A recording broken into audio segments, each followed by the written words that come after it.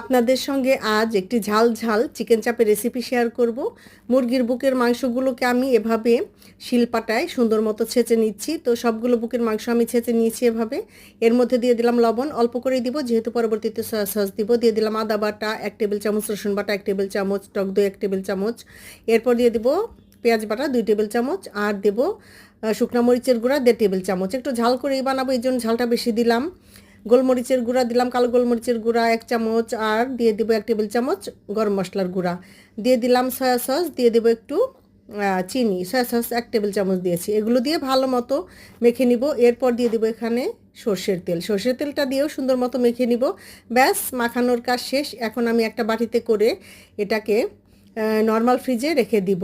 আর এটা বেশ কয়েক ঘন্টা আমি ম্যারিনেট করে রেখে দিব, তাতে করে সব মশলা, ঝাল, লবণ মাংসের মধ্যে ঢুকবে, খেতে ভালো লাগবে।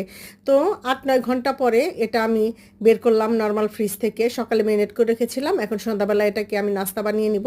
তো দেখেন কত সুন্দর সব মশলা, একদম লবণ মাংসের ভেতরে ঢুকে নাস্তা বানানোর পর কিন্তু খুব ভালো লাগবে খেতে। একটা প্লেটের মধ্যে মুরগির টুকরোগুলোকে নিয়ে নিচ্ছি। যেই মশলাগুলো মাখানো ছিল ওগুলোকেও সুন্দর মতো দিয়ে দিলাম। আর এখন এখানে দিয়ে দিব এগুলোর ওপরে শুকনা বেসনটাকে দিব শুকনাই। আর এটা কিন্তু গুলিয়ে গোলা করে দেয়া যাবে না, এটা শুকনা বেসনকে এভাবে ছড়িয়ে মাংসের ওপরে দিতে হবে। আর উল্টিয়ে পাল্টিয়ে দুই পাশেই কিন্তু এরকম করে শুকনা বেসনটাকে লাগিয়ে নিতে হবে ভালো মতো, যেন কোনো জায়গা বাকি না থাকে।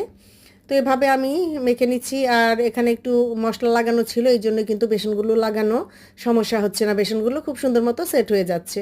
এরপর ফ্রাইং প্যানে তেল গরম করে নিয়ে মিডিয়াম হিটে সেখানে দিয়ে দিব চিকেনের টুকরোগুলো, সুন্দর মতো উল্টে পাল্টে ভেজে নিব। এটা একটু সময় নিয়ে ভাজতে হবে, তা না হলে কিন্তু ওপরে পুড়ে যাবে আর ভিতরে কাঁচা থাকবে। তাই খেয়াল রেখে রেখে ভাজতে হবে। আর এটা ভাজতে 12 থেকে 15 মিনিটের মতো সময় লাগবে।